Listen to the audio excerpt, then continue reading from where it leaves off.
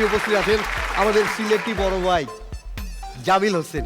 কিতা ভাইসা বালা আছেনি? যে আমি ভালো আছি, আপনি ক্লাস হইন? বালা আছি।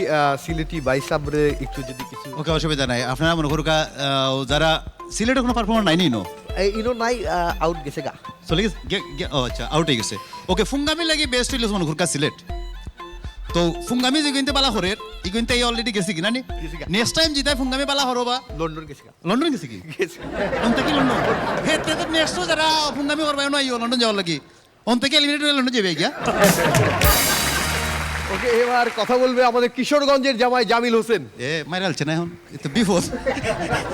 আমার মনে হয় যে বিসিএস পরীক্ষা তো কঠিন না, মানে আমার লাগে যে তো কঠিন হয়েছে আর কি, বুঝছো? মানে এটা করিস না রে ভাই, আমরা সবাই ভাই ভাই একলো মিল্লা খাইয়াম, মিল্লা করবা কোনো কিছুর মধ্যে যাতে জড়তা না হয় এভাবে চিন্তা করে আমরা চলতে হবে সামনের দিন, ঠিক আছে?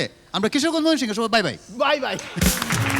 ওস্তাদ, এবার বরিশাল থেকে জামিল হোসেন এসে শবনম ফারিয়াকে কিছু বলবে। বিপদের কথা। যাই হোক, আমরা সবসময় বলি যে মগো পঞ্চ থেকে লঞ্চে চলিয়ে আইছি, সেটা কোনো ব্যাপার না।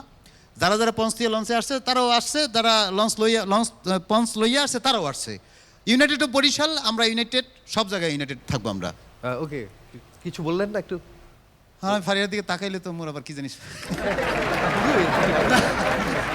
ফারিয়াকে ভালো লাগতে আছে, সুন্দর লাগতে আছে, এই তো জাস্ট সিম্পল ওয়ার্ড, আর কি বলবো। ওকে, কি বলবেন?